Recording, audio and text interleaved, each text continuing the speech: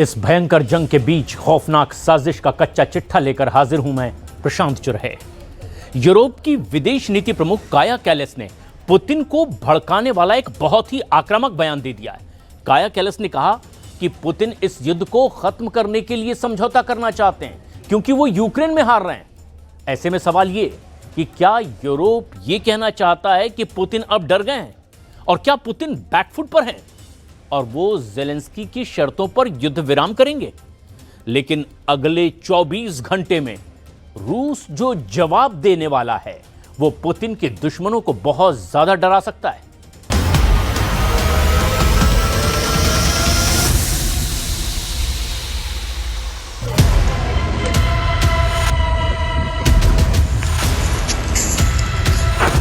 Putin जब Europe पर गुस्सा होते हैं तो ज़ेलेंस्की पर आग बरसाते हैं और जब यूक्रेन जलता है तो पूरे यूरोप, नेटो और व्हाइट हाउस तक कोहराम मचने लगता है।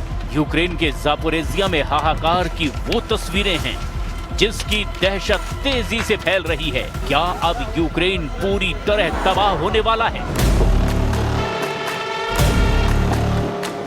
पुतिन का युद्ध भड़काने वाले यूरोप के 3 लीडर कौन हैं? बहुत गौर से देखिए क्योंकि अब यूरोप पर ही टिका हुआ है पूरा यूक्रेन युद्ध। या आप कह सकते हैं कि नेटो माइनस अमेरिका वाले यूरोप को ही अब यूक्रेन में लड़ाई को आगे बढ़ाने का एहसास हो चुका है। पहले है फ्रांस के राष्ट्रपति इमैनुअल मैक्रों, दूसरे हैं ब्रिटेन के प्रधानमंत्री कीर स्टारमर, तीसरे हैं जर्मनी के चांसलर फ्रेडरिक मर्ज और ये तीनों इस वक्त पुतिन की आंखों की सबसे बड़ी किरकिरी बने हुए हैं। Stellen wir weitere 170 Milliarden sofort zur Verfügung, um die Auswirkungen des russischen Terrors gegen die Winterversorgung der Ukraine zu lindern. Kein Wort davon bei dem ersten Beitrag, den wir heute Morgen gehört haben, meine Damen und Herren. Auch das ist ein Zeichen, wie menschlich Sie denken über das Schicksal eines Volkes in unserer unmittelbaren Nachbarschaft, das Sie in diesen Tagen. Germany की तरफ से ऐसा बयान आने की एक बहुत बड़ी वजह भी है। डोनाल्ड ट्रंप, जिन्होंने एक पीस प्लान बनाने के बाद ज़ेलेंस्की को यूरोप की चौखट पर छोड़ दिया है और ज़ेलेंस्की के पास इस वक्त कोई विकल्प नहीं बचा क्योंकि पुतिन ने कह दिया है कि ट्रंप के पीस प्लान को लेकर वो कोई समझौता नहीं करेगा। अमेरिका ने 28 पॉइंट का शांति प्रस्ताव दिया था, पुतिन इस पर राजी थे, लेकिन ज़ेलेंस्की ने इसे मानने से इनकार कर दिया। अब जिनेवा में हुई बैठक में ज़ेलेंस्की की डिमांड पर यूरोप ने एक नया प्रस्ताव बनाया है जिसमें 19 पॉइंट शामिल किए गए हैं। अब पुतिन इससे राजी नहीं है और इसी प्रस्ताव वाले विवाद को ज़ेलेंस्की का जिनेवा कांड माना जा रहा है, जहां वो यूरोप को अपने इशारों पर नचाकर मनमाफिक युद्ध विराम प्रस्ताव तैयार कराना चाहते हैं। Good result from Geneva and from the meetings and talks that took place there. Ukraine has the framework developed by our teams in Geneva. That framework is on the table and we are ready to move forward together with the United States of America, with personal engagement of President Trump and with Europe, with leaders and with all partners who have the strengths and capacity to help. And I am ready to meet with President Trump. रूस ने साफ कह दिया है कि Ukraine का हल Zelensky के हिसाब से नहीं निकलेगा और जब तक उसकी मांग नहीं मानी जाएगी तब तक ज़ेलेंस्की के शहर पुतिन के गुस्से का सामना करते रहेंगे। रूस ने ऐलान कर दिया है कि वो अमेरिका की तरफ से आए शांति प्रस्ताव को खारिज कर सकता है। रूस ने कहा कि अगर इसमें उसकी मूल मांगों को शामिल नहीं किया गया तो इस पीस प्लान का कोई मतलब नहीं रह जाएगा। Ну, я пока не могу говорить, хотя оно, в принципе, определено. Считанные дни, это значит уже на следующей неделе? Вы же сказали дни, а не недели. Ориентировочно, да, на следующей неделе. Сейчас будем работать. ऐसा कोई दिन नहीं गुजर रहा जब यूक्रेन जख्म नहीं झेल रहा।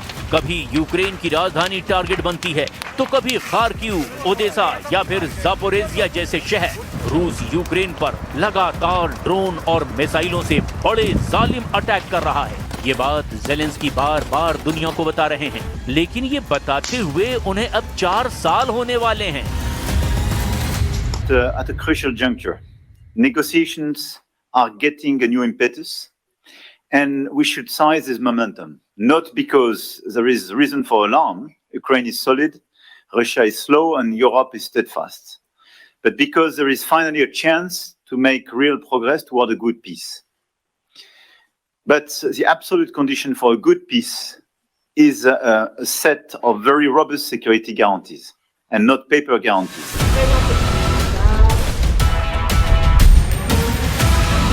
इसमें कोई शक नहीं कि फ्रांस बड़ी बड़ी बातें जरूर कर रहा है, लेकिन यूक्रेन के युद्ध में उसे भी अपना नफा नुकसान साफ नजर आ रहा है। हाल में ही ज़ेलेंस्की ने फ्रांस का दौरा किया था, तब पुतिन को डराने के लिए एक बड़ी डील की गई।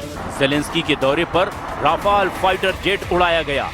ये फ्रांस का वो फाइटर जेट राफाल है जिस पर इमैनुअल मैक्रों को बहुत उम्मीद है, और वो इसीलिए क्योंकि जिस वॉर जोन में रूस की वायुसेना एक छत्र राज बनाए हुए है, वहां राफाल को उतारने का फैसला कर लिया गया है। यूक्रेन अब फ्रांस से 10-20 नहीं बल्कि 100 राफाल जेट लेने वाला है। 100 राफाल जेट के लिए यूक्रेन और फ्रांस में समझौता हो गया है। ये ज़ेलेंस्की का ऐसा दावा है जिसने पुतिन का गुस्सा कई गुना बढ़ा दिया है। पुतिन यूरोप का इरादा समझ चुके हैं, इसीलिए पुतिन के टारगेट पर यूक्रेन के बाद फ्रांस बताया जा रहा है। लेकिन ज़ेलेंस्की का हौसला बढ़ाने वाले वर्ल्ड लीडर्स में ब्रिटेन के प्रधानमंत्री भी शामिल हैं। जिनेवा मीटिंग में कीर स्टारमर ने साफ साफ कहा कि यूक्रेन की मदद करने के अलावा यूरोप के पास अब कोई रास्ता नहीं है, क्योंकि यूक्रेन बचेगा तभी पूरा यूरोप पुतिन के गुस्से से सुरक्षित रहेगा।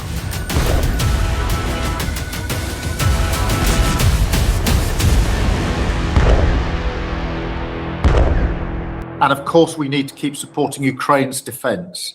Ukraine is holding the line fearlessly, and it's the line of their sovereignty and their defense, but it's also our line as well, because this is about European freedom, our values and our security.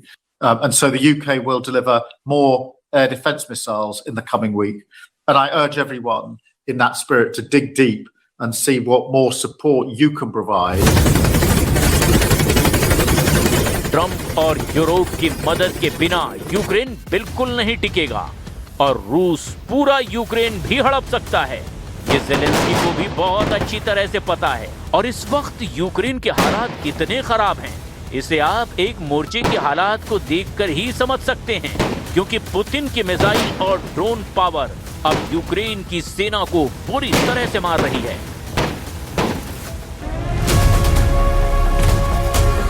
रूस का दावा है कि Kharkiv के war zone में Ukraine के 5000 सैनिक फंसे हुए हैं। रूस ने कहा कि ओस्किल नदी के पूर्वी तट पर यूक्रेन के करीब 5000 सैनिकों को चारों तरफ से घेर लिया गया है। इन हालात में रूस ने अब यूक्रेन पर हथियार डालने का और दबाव बनाना शुरू कर दिया है। अब 5000 सैनिकों को सरेंडर करना ही पड़ेगा, नहीं तो वो मारे जाएंगे।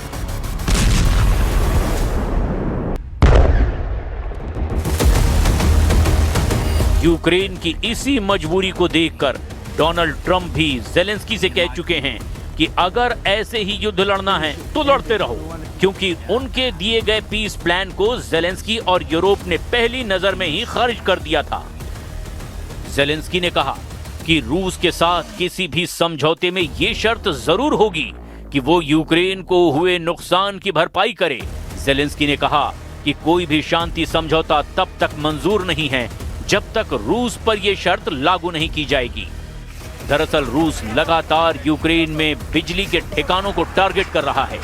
इससे यूक्रेन में कई इलाकों में बिजली की समस्या लगातार पैदा हो रही है। यूक्रेन के शहरों में पानी सप्लाई के साथ साथ और हीटिंग की दिक्कत जारी है। कीव में हुए हमले में तो 460 से ज्यादा ड्रोन लॉन्च किए गए और 22 मिसाइलों से हमला किया गया। इन हमलों में 7 लोगों की मौत हो गई, बहुत से लोग घायल भी हुए। ऐसी ही खबरें उस शहर से भी आती है जहां रूस का अटैक होता है। ज़ापोरिज़िया में हुए हमलों ने एक बार फिर यूक्रेन को एहसास दिला दिया कि पुतिन अपनी शर्तों पर ही युद्ध विराम करेंगे और ज़ेलेंस्की की एक नहीं चलने देंगे। I don't know what to think.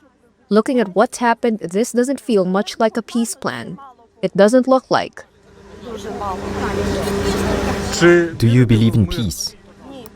No, if I let myself believe that, then peace will come at a very high cost. the cost of our lives. रूस के ड्रोन अब यूक्रेन से आगे नेटो के इलाके में पहुंच चुके हैं। दावा किया गया है कि रूस के 4 ड्रोन मोल्दोवा को पार करके अब रोमानिया की एयर स्पेस में भी दाखिल हुए हैं। रोमानिया नेटो का सदस्य देश है और उसके आसमान में पुतिन के ड्रोन पहुंचने का मतलब है पूरे नेटो में खलबली। रोमानिया के इसी मिलिट्री बेस पर तैनात फाइटर जेट, जिसमें कई नेटो के लड़ाकू विमान भी हैं, वो पुतिन के ड्रोन को रोकने के लिए एक्टिव कर दिए गए हैं। Cursiune a unei drone rusești, o nouă provocare a Rusiei la adresa României, o dronă pe care armata română și Eurofighterele germane au încercat să o dea jos. A fost găsită o dronă undeva în județul Vaslui, o dronă fără încărcătură, probabil este aceeași dronă pe care au încercat să o dea jos avioanele Romania के एक military base पर हलचल अचानक बढ़ी है। यहाँ अमेरिकी सैनिक पहुंचे हैं। रोमानिया के सैन्य अधिकारियों को जब ये पता चला कि रूस अब रोमानिया को अपनी जद में ले रहा है तो बहुत ज्यादा चौकन्ने हो गए।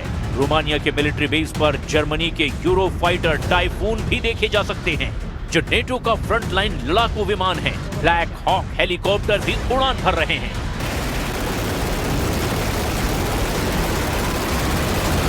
Started the development of capability to do exactly what we know we need to do as an alliance, the U.S. being one of those 32 members, to make sure that these drones do not violate your airspace. We have tested it, and it is in the final stages of being employed. Romanian soldiers and other alliance soldiers have been trained on this capability. NATO की यही ताकत Zelensky का जोश वाला metre भी high रखती है। Putin के हमलों के जवाब में यूक्रेन भी अटैक कर रहा है। काला सागर में रूस के एक बंदरगाह पर ज़ेलेंस्की ने ड्रोन से अटैक किया है, जिसमें रूसी सेना के जहाजों को टारगेट किया गया। रिपोर्ट मिली है कि ऐसे ही एक हमले में रूसी सेना के लैंडिंग शिप को नुकसान पहुंचा है। यूक्रेन ने बंदरगाह के पास तैनात S-400 सिस्टम को भी टारगेट किया है। ज़ेलेंस्की के पास लड़ने और पुतिन को जवाब देने के अलावा अब कोई रास्ता भी नहीं बचा है। Must also not lose sight of reality. Russia's war against us is not in the past. It's happening every single day. Every day Russia takes Ukrainian lives. Ukraine 4 साल से जिस युद्ध में खुद को बचाने की कोशिश कर रहा है, उसमें हर उम्मीद के साथ एक बड़े झटके की खबर भी जरूर मिलती है। फिलहाल यूक्रेन ने ट्रम्प के 28 पॉइंट वाले पीस प्लान में बड़ा फेरबदल किया है। ज़ेलेंस्की किसी भी सूरत में पीछे हटने को तैयार नहीं, लेकिन अब नेटो ने ज़ेलेंस्की के साथ मिलकर जो 19 पॉइंट का एजेंडा तैयार किया है, वही पुतिन के सबसे ताजा गुस्से की वजह बन रहा है।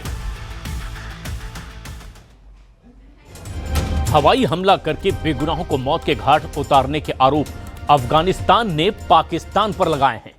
तालिबान सरकार ने दावा किया है कि पाकिस्तान ने आधी रात में एयरक्राफ्ट और ड्रोन से नागरिकों पर बमबारी की है और वो सही वक्त पर इसका बदला भी लेगा। पर पाकिस्तान ने ऐसी किसी भी एयर स्ट्राइक से साफ इनकार कर दिया है। लेकिन तहरीक-ए-तालिबान पाकिस्तान के आत्मघाती हमलों ने जनरल असीम मुनीर को दहलाना भी शुरू कर दिया है और इस बीच पूर्व प्रधानमंत्री इमरान खान के समर्थकों का खूनी तांडव पाकिस्तान में शुरू हो चुका है।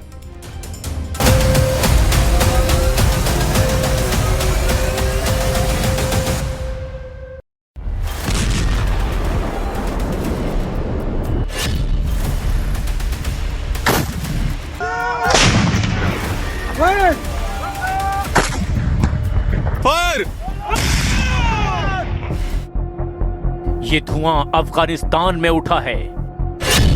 इस आग से फिलहाल तालिबान तिलमिला रहा है, लेकिन इसे पाकिस्तान की सेना की बुज़दिली की निशानी भी बता रहा है, क्योंकि यह हमला रात में हुआ, बेगुनाहों पर हुआ। पाकिस्तान के हमलों में मासूमों की जान जाने के आरोप अफगानिस्तान ने लगाए हैं। साथ ही ऐसा इंतकाम लेने का भी ऐलान किया है जिससे पाकिस्तान का नक्शा बदलना तय है। यानी जनरल आसिम मुनीर के पास अब सिर्फ 2 ही विकल्प बचे हैं, युद्ध या फिर गृह युद्ध। जनरल आसिम मुनीर को तय करना है कि वो पहले अफगानिस्तान से निपटेंगे या फिर उनसे जो पाकिस्तान को जला डालने पर तुले हैं। पाकिस्तान अफगानिस्तान में सीधे युद्ध की टेंशन बढ़ गई है। पाकिस्तान के पूर्व प्रधानमंत्री इमरान खान की मौत के अटकलों के बाद अब गृह युद्ध की आग भड़कने का खतरा मंडराने लगा है। पाकिस्तान में 4 नए विद्रोही ग्रुप रावलपिंडी के जनरलों के जानी दुश्मन बन गए हैं। पाकिस्तान के पूरे 4 के चारों सूबों में बाकी ग्रुप गुस्से में उबल रहे हैं।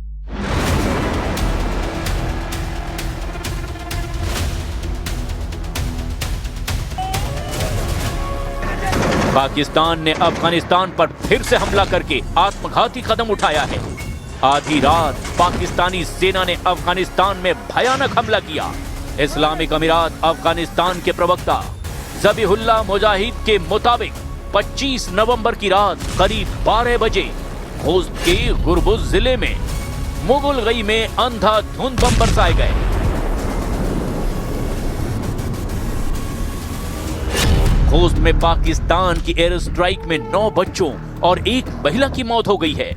तालिबान ने आम नागरिकों के घरों को निशाना बनाने का आरोप लगाने के साथ ही साथ आसिम मुनीर से बदला लेने का भी अब ऐलान कर दिया है। अफगानिस्तान दौलस खावरे दिफा अफगानिस्तान इस्लामी इमारत शरई वजीबा गणल की और दे हर मुतजाविज पर वड़ांदे बा अल्लाह जल जलालहु को मरस्ता और दे खपल वलस को मलाकर बांधे लखा दिफा को।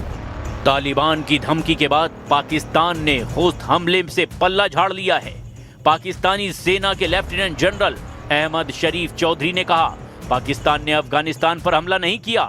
पाकिस्तान कभी नागरिकों को निशाना नहीं बनाता है। जबकि तालिबान प्रवक्ता मुस्तफिर गुरबुज ने पुष्टि की कि हमला पाकिस्तान ने ही किया है।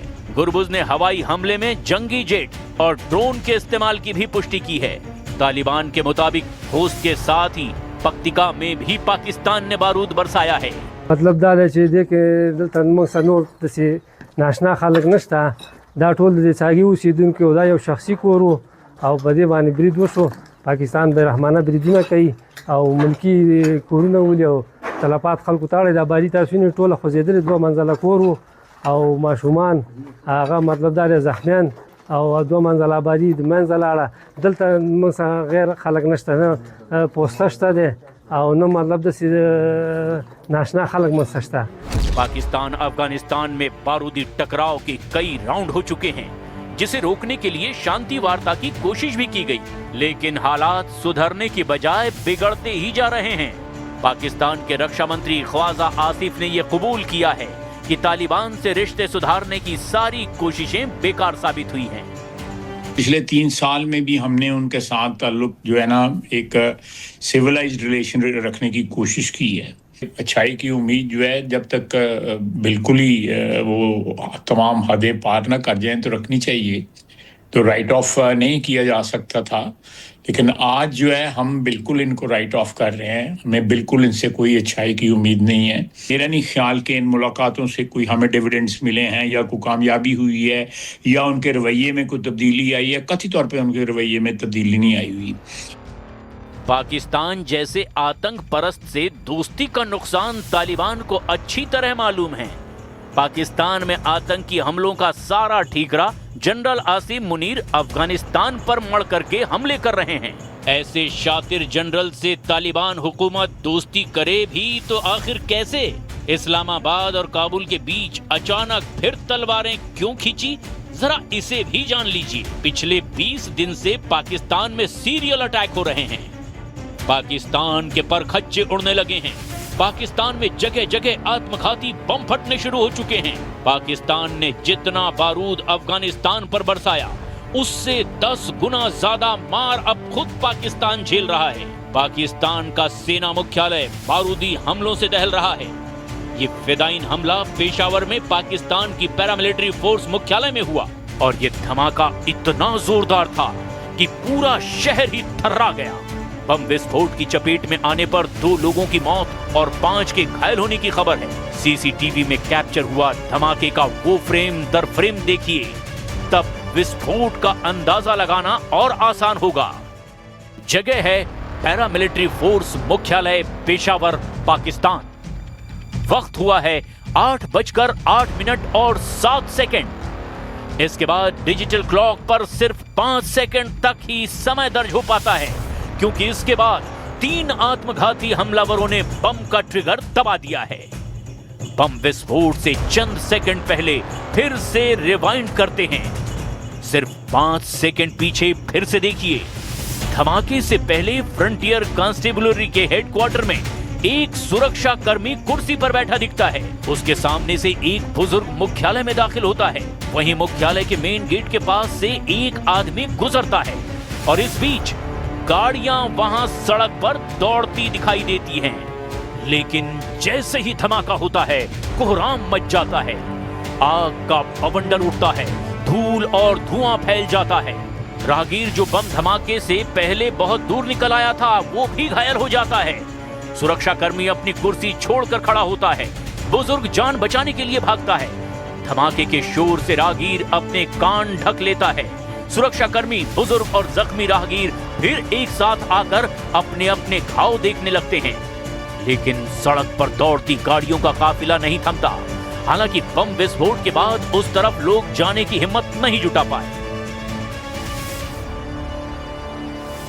पाकिस्तान में सिलसिलेवार बम विस्फोट हो रहे हैं, लेकिन पेशावर फेडरल कांस्टेबलरी पर जो हमला हुआ वो बेहद खौफनाक हो सकता था। तीनों फिदाइन हमलावरों को अगर मेन गेट पर ही नहीं रोका जाता तो बहुत भारी नुकसान होता। At 8:11 a.m., a suicide attack was carried out at the Federal Constabulary Gate. 3 of our soldiers were martyred. There were 2 suicide bombers, and our constables stopped the attack as soon as they entered. They neutralized them immediately, which prevented major losses. 3 personnel were martyred and 2 were injured. We conducted a joint clearance operation, and everything inside has now been cleared. After securing the rooftops and the entire compound, we can say the area is fully safe. 20 दिनों के भीतर पाकिस्तान में 7 भयानक हमले हुए हैं। ज्यादातर हमलों के निशाने पर पाकिस्तान के सुरक्षा बल हैं। पेशावर सुसाइड बम धमाके की जिम्मेदारी अब तक किसी ग्रुप ने नहीं ली, लेकिन पाकिस्तान ने बम विस्फोट के आरोप अफगानिस्तान तालिबान पर लगा दिए हैं। हालांकि पाकिस्तान में 4 नए फाइटर ग्रुप के नाम सामने आए हैं, जिनके हमले का स्टाइल हूबहू तहरीक तालिबान पाकिस्तान जैसा है। पाकिस्तान के काल बन चुके 4 नए ग्रुप की डिटेल ये रही। दिफात कुद्स नाम का संगठन कुद्स फोर्स के पैटर्न पर बना बताया जा रहा है। 31 अक्टूबर 2025 को टेलीग्राम पर इस ग्रुप का चैनल बनाया गया। संगठन ने पाकिस्तान के बन्नू में 2 हमलों की जिम्मेदारी ली। इस ग्रुप ने पाकिस्तान की सरकार पर इजराइल का अच्छे से विरोध न करने के भी आरोप लगाए हैं। दूसरे ग्रुप का नाम अंसार अल जिहाद है। ये तहरीक तालिबान पाकिस्तान का प्रॉक्सी ग्रुप माना जा रहा है, जिसका प्रवक्ता अब्दुल्ला अंसारी है। 30 अक्टूबर से अब तक कई जगहों पर अंसार अल जिहाद ने हमले की जिम्मेदारी भी ली है। पाकिस्तान में नया बना तीसरा ग्रुप है तहरीक लबिक पाकिस्तान फोर्स। इसे पाकिस्तान की एक राजनीतिक पार्टी से जोड़ा जा रहा है, जबकि ग्रुप ने दावा किया कि वो किसी पार्टी का हिस्सा नहीं है। तहरीक लबीक पाकिस्तान के पंजाब सूबे में एक्टिव है, जिसे पंजाब में टीटीपी के बढ़ते दबदबे का सिग्नल कहा जा रहा है। जनरल आसिम मुनीर की चौथी मुसीबत का नाम इस्लामिक अमीरात प्रोटेक्शन फोर्स है।